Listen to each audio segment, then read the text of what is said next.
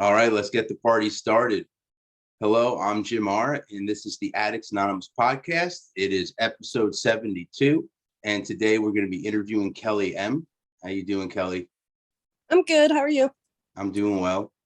So let's dive in here and let's start talking about your childhood a little bit. How was it growing up? It was rough. My birth mother was an addict as well, and my birth father was an alcoholic. So I got taken away from them at 5 and adopted. And then my adopted family kicked me out at 13. Were you aware of everything that was going on when you were 5? Do you remember it? Not really. No. Okay. But at 13, I got kicked out of my adopted family's home I started cutting. And I had my first suicide attempt. And then I spent my teenage years growing up in group homes and treatment centers and foster homes. So what was it like when you were younger? You said when you were 13, when you said they kicked you out, you were cutting yourself, self-mutilating? Yeah. Did you know what were the reasons behind that? Did you ever figure out anything as far as why you do that? I ended up getting diagnosed with reactive attachment disorder. So I couldn't attach to like my family that adopted me, and that made me feel really lonely and depressed and just kind of alone. What happens when you have that disorder? I've never heard of that before. So you get it if you're like neglected really bad as a kid when you're little in your childhood years. And it just basically, it makes it hard for you to like build relationships with people and trust and feel close to anybody. And at what age were you diagnosed with that? At 7. Okay. Yeah. So at that age, what happened? How did anyone find out about that? What made them take you to a doctor? So I'm assuming a doctor diagnosed you. Yeah. Part of the adoption, after the adoption, my parents, they took me and my sister to therapy and to see a psychologist. And the psychologist was the one who diagnosed me with that, as well as oppositional defiant disorder and depression. And I was just in therapy my entire childhood. The oppositional one. What was that again? Oppositional defiant disorder. So is that just how it sounds, where you just can't listen to people? You tell me to do something and I do the other. It was just like a natural reaction. Yeah.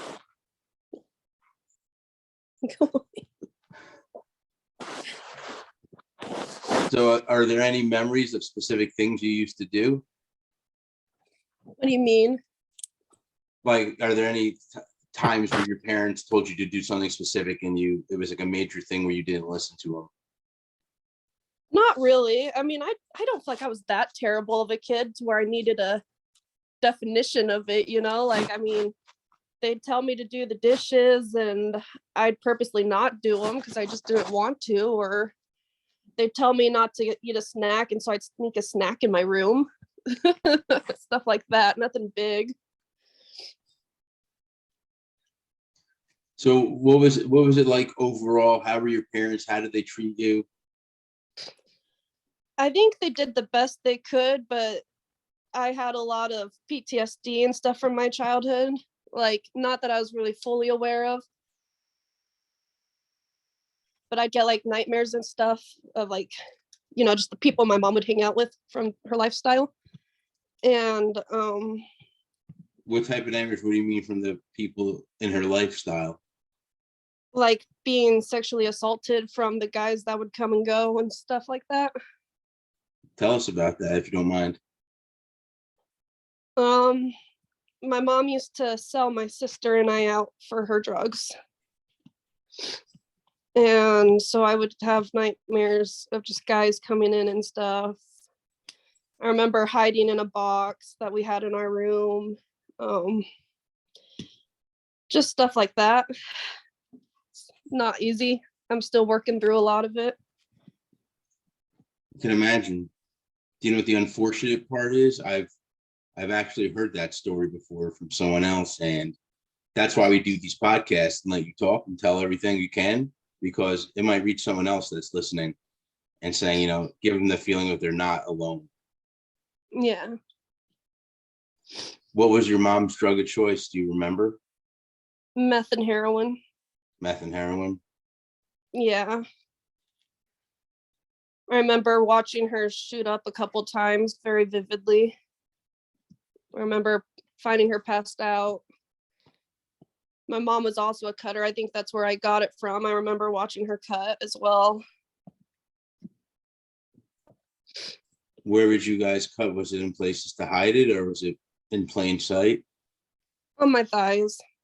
That's where I did. So your parents covered it? Yeah. What did you feel like when you saw your mom shooting up? Did you know what it was at that time?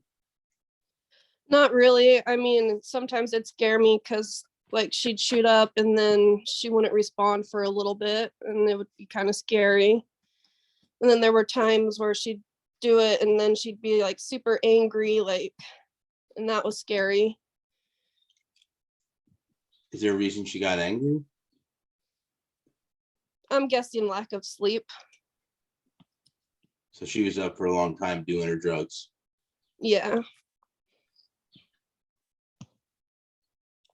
So what was school like at this time? Luckily this all happened before I started school, but Oh, so you were really young. yeah, I got taken at 5, like right before I started school, but I actually did really good in school up until I was about 13. Because that's when you got kicked out. Yeah. And what happened at 13? Did you continue school or did you drop out? I tried to continue, like they had school in the treatment centers that I was in and stuff, and I did pretty good. I did end up out at about 16. Real quick, tell us, how did you end up in a treatment center? What was it for? I took a bunch of my antidepressants while I was at school one day and they found me in the bathroom. And so I ended up going to the hospital and getting my stomach pumped. Was that a suicide attempt? Yeah, that was my first one. How did they know what you had taken? Did you tell They them? back. Say that one more time. They found the bottles in my backpack. Oh, okay, gotcha. Yeah. So they pumped my stomach and then I got sent to a psychiatric unit for teenagers. And then my adopted family refused to take me back home. And so it just kind of went on from there, bouncing around. Bouncing around where? Just different treatment centers, group homes. I ran away from my first treatment center and that one was in Arizona. And I got sent to one in Reno. And then I actually successfully completed that program. So they sent me to a group home. That was at about 15. And then at 15, I started running away. And that was actually the first time I tried substances. I tried crack cocaine in LA. And How'd you end up in LA? running. I ran away. What, did you take some buses or something? That's a pretty far distance from Nevada to LA. Well, actually, how long is that trip? It's probably not as long as I'm thinking. It's probably like 7 or 8 hours. I Yeah, hitchhiked. really? Yeah, I remember sitting at the gas station and there was a little subway inside of the gas station. And I remember laying on one of the benches and a guy came in and he asked where me and my friend were going. And we just said anywhere. And he said he was headed to Southern California. So we asked if we could ride with him. And he let us ride with him. What did you do once you got to California? Where did you go live? How did you support yourself? We ditched him. He started acting kind of weird. He kept making random calls and stopping and getting out to make his phone calls. And so we said we had to use the bathroom at a Wendy's and we got out of the car and we ran over to Target and we stole a couple sleeping bags and a couple backpacks and filled them up with food and we slept behind a dumpster.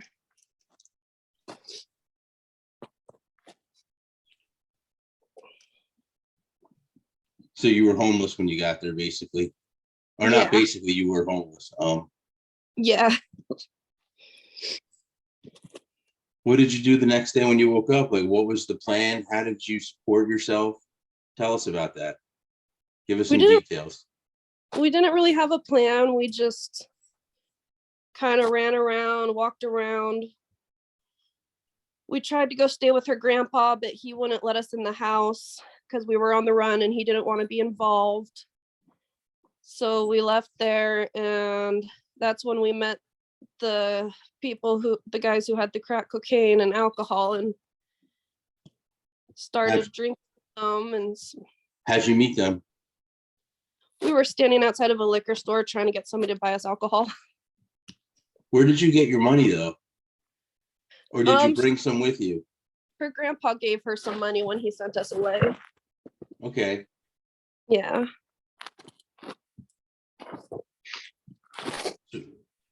So you bought alcohol with the money. Did you find some place to live? How did that work? Or did you just be homeless?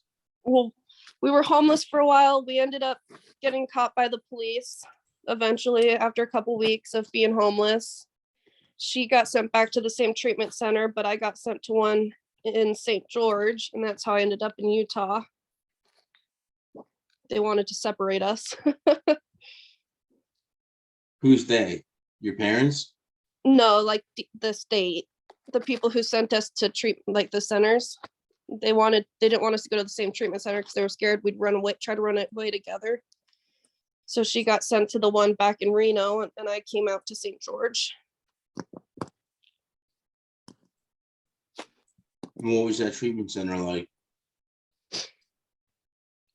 It wasn't terrible. I mean, they did physical restraints. I got my fair share of physical restraints. The staff they seemed like they really cared, though. What did you do to deserve being put in physical restraints? Tried to run away. So they tied you down? No, so what they do is they sit you on the floor, and then they put your arms behind your back and they bend you in half, basically, so your nose is touching your knees.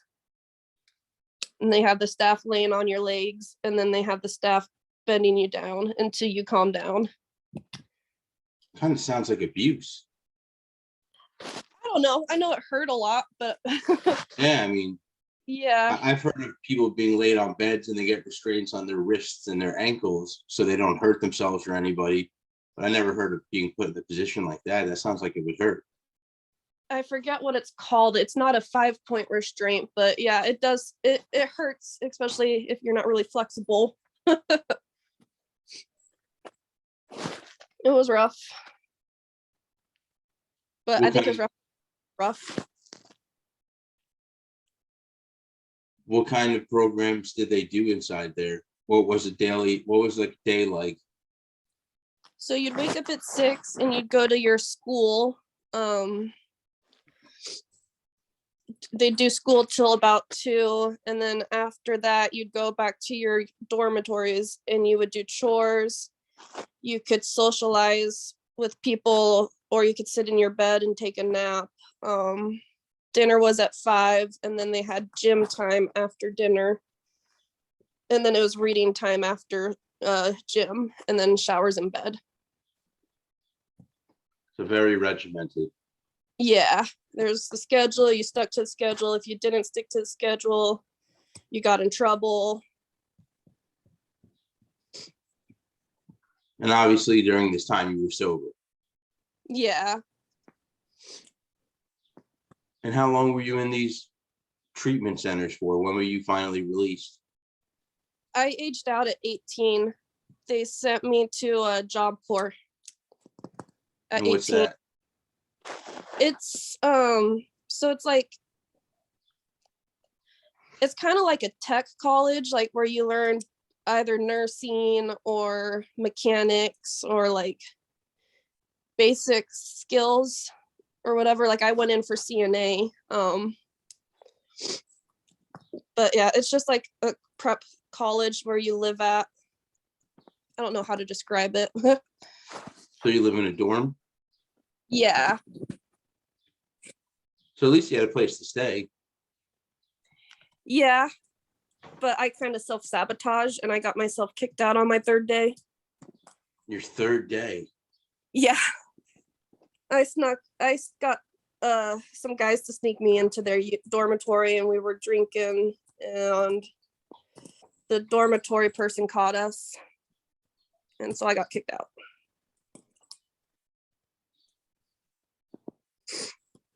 And did they just send you to a different one?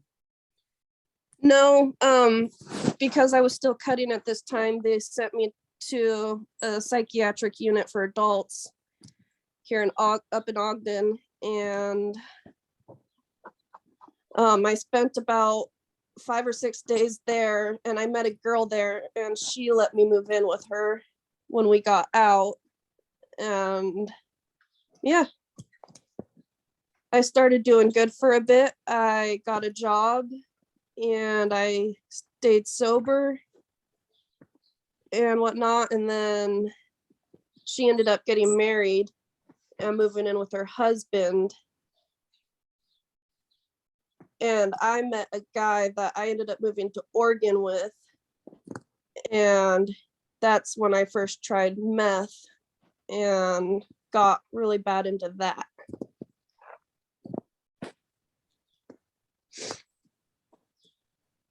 So how did you get to Oregon? What age did you leave and go to Oregon? Do you remember?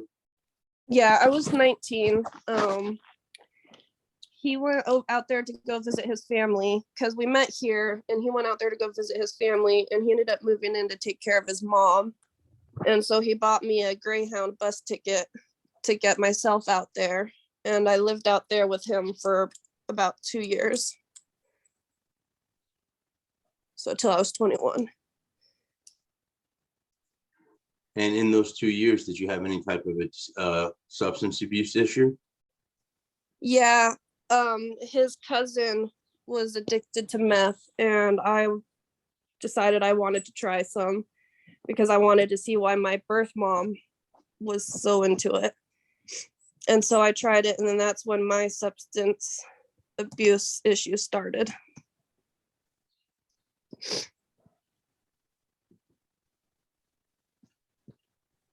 And were you able to hide it from him and his family? They didn't care. He did it with me occasionally, but he was able to not like do it all the time. Like he could stop. So they didn't really care. Did you have a job? No, I was living off of Social Security. How did you get that so young? The mental health. I got the mental health version, so they deemed that I wasn't able to work because of my mental health. What's going on with your mental health? Just really bad depression. Couple more suicide attempts since then, just all overdoses. Just got tired of feeling like every day was a fight to stay alive.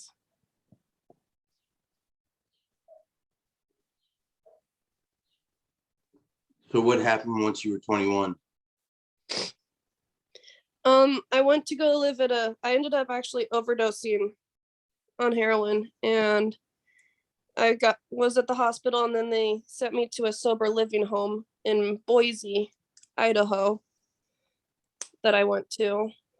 And of course, it's a sober living home, so there were people using actively, and I ended up finding those people, so my addiction continued. That was when I started shooting up. That's pretty sad that your addiction got a little bit worse while you were actually living in a sober living house. Yeah, like I went there to go get help, but I ended up meeting the wrong people. And I mean, I don't blame them, of course. It was my choice, to do it. But yeah, I ended up starting shooting, which only made my addiction worse. Were you working during this time? I was looking for a job, but after I started shooting, I just stopped caring. And then you were able to get your Social Security? Yeah, I was still getting my Social Security, but all I cared about was the next high. How My are you entire reporting it? um the drugs. Yeah. I'd used my Social Security, and once that ran out, I traded sex for it.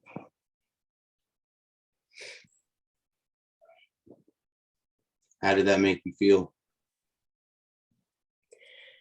At the time, I didn't care. All I cared about was getting high. But now I sit and think back, and it makes me feel ashamed, and it also makes me feel super grateful that I didn't get any lifelong diseases, and which just makes me not want to use again, because I may not be so lucky next time.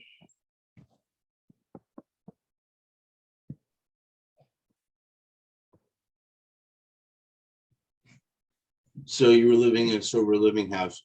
What age did you leave that house, and why? I get kicked out a lot. I ended up getting It kicked. sounds like it. They did a random drug test on me. God, I was so dumb.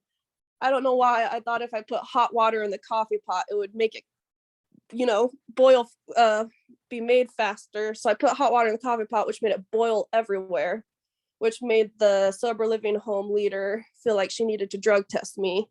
And of course, it came up dirty for meth and heroin. And so she told me to leave. They don't give you any type of second chance. Mm-mm. Not at that one, at least. What'd you do? Where'd you go? I ended up getting a hold of a friend back in Ogden. What did I do? Okay. Ended up getting a hold of a friend back in Ogden, and they let me move in with them. They'd been sober for years, so they said I could come back and live with them as long as I got sober. So that I moved in with them, started trying to go to meetings and stuff, and I actually did get sober for 2 years. How'd you do that? What you just said you were trying to find meetings. Did you ever find them and were able to go to them? Yeah, I'd go to meetings with them. I cut off all communication with everybody that I knew that used. Ended up meeting a guy and having my daughter, and she kept me sober. So once you found out you were pregnant, you quit. Yeah.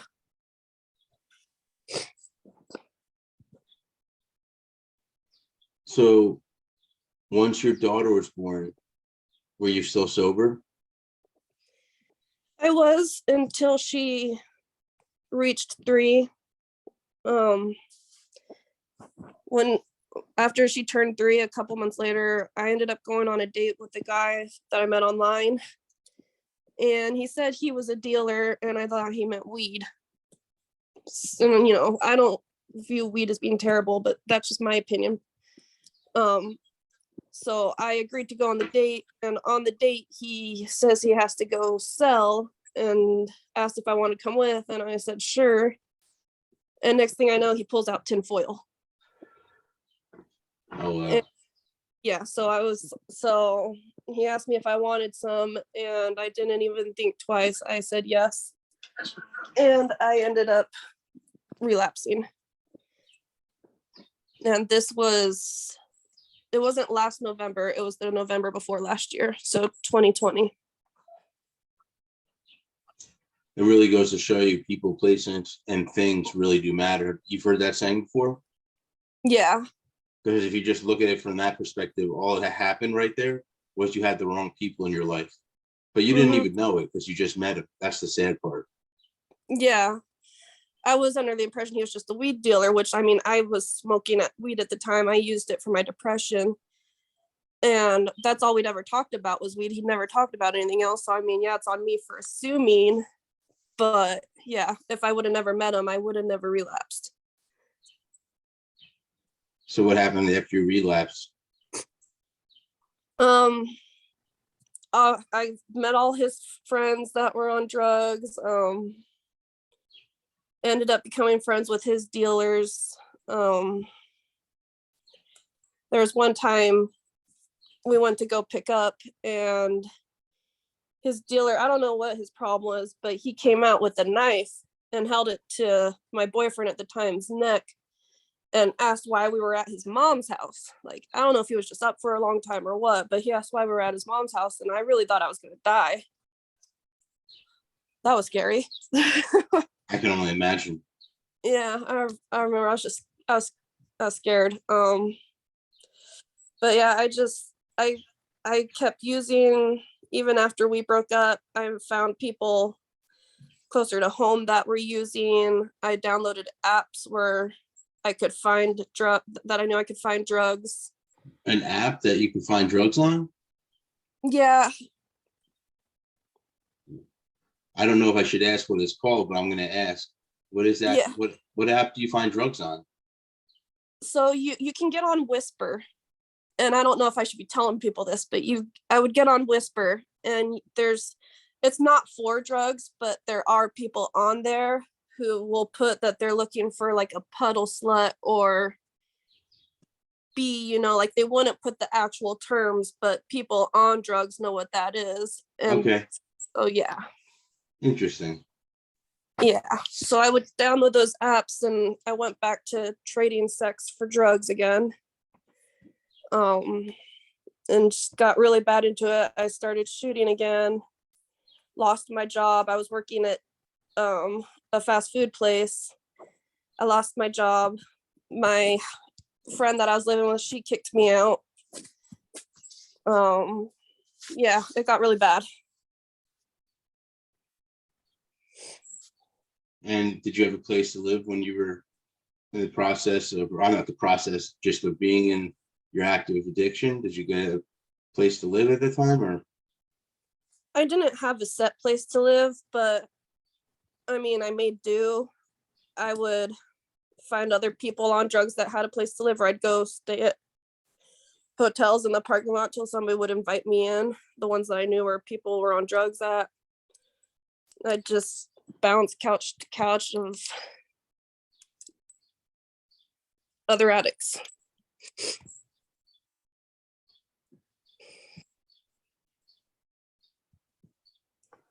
So how long, once you went back to addiction, how long were you there? How long did it last before you got sober again? 9 months. It was 9 months, and then I ended up finally deciding my daughter deserved better. I checked myself into a detox program. I detoxed. I didn't have insurance for rehab, but I started going to meetings.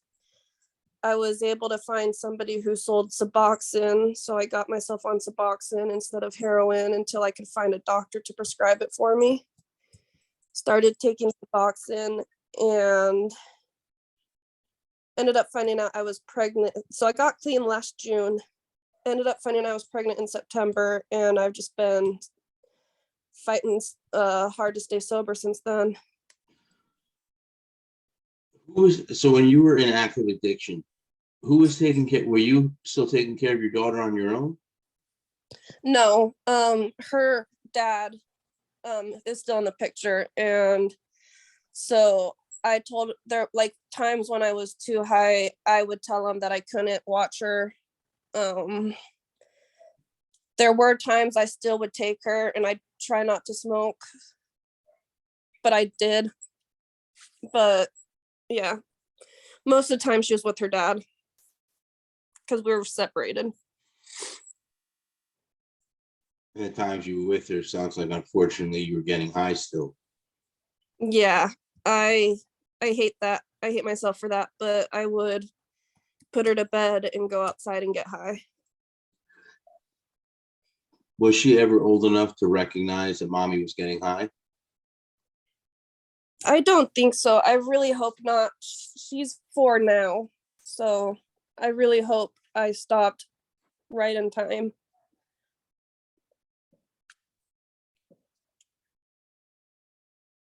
So you said you have a daughter on the way?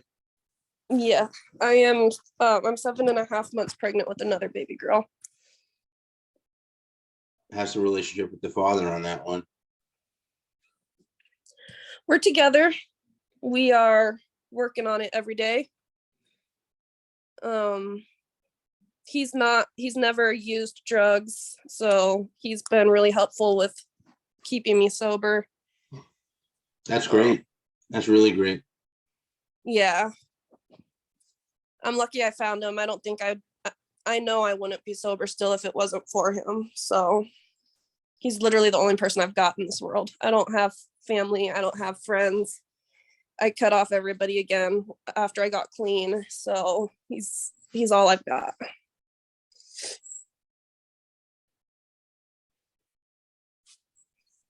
So you said you got sober last June. Yeah. What's life been like since then?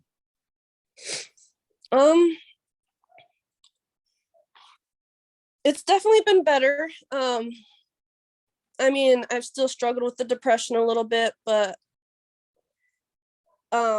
first thing I did when I got sober was get myself on medication assisted treatment for the sobriety for my opioid dependency. I've just been working, spending time with my daughter where I can. I am going through a custody court case right now with her dad. I agreed to give up temporary rights while I work on my sobriety and get myself in check. And then in 2 years, we're going to go back to 50-50 custody. So just because, he's got a stable housing, he's not an addict. He's the better parent right now and the safer choice. So that was hard, giving up custody of her, but it's what's best for her.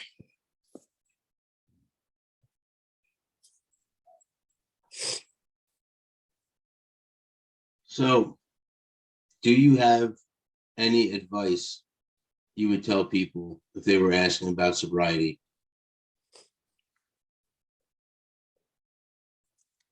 I'd say no matter how hard it gets, just keep going. It'll get better over time. And if I wasn't sober, I don't think I would have ever been given the gift of having this second child. I think good things come to those who work hard for it. And I don't live every day in fear, wondering where I'm getting my next meal, or if I'm going to have a roof over my head, or if I'm going to die that day. I don't have that fear anymore. And that alone makes it worth it to stay sober. Yeah, that was going to be my last question right now is, what do you actually do to stay sober? I take my Suboxone as prescribed. I go see my doctor who prescribes it. He drug tests me and I go see him.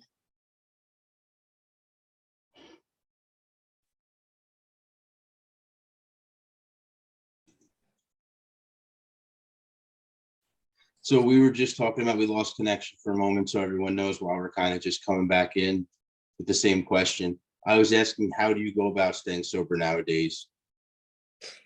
Okay, so like I said, I stay on my Suboxone. I'm going to meetings. I talk to my fiance if I start to crave really bad or feel like I can't control it. I pet my cat. But yeah, Animal therapy can be very effective. she's definitely a support animal. She'll come running when I'm crying. She's amazing. It's great. But yeah, just going to meetings, staying on my medications, and just staying away from places I've used and people I've used with. It's great. Sounds like you're doing good. Thanks. I'm doing my best. I've definitely, I want to give this child a better chance than I gave my first, unfortunately.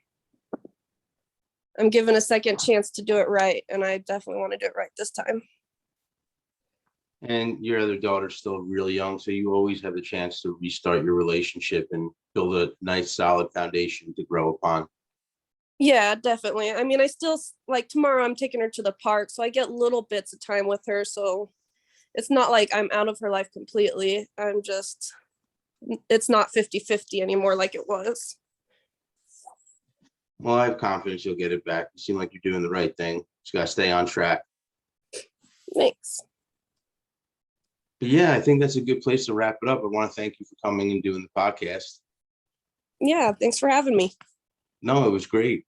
And for everybody that is listening or watching, if you like what you saw and heard, go below, give us a like. Also subscribe to see when we post new videos.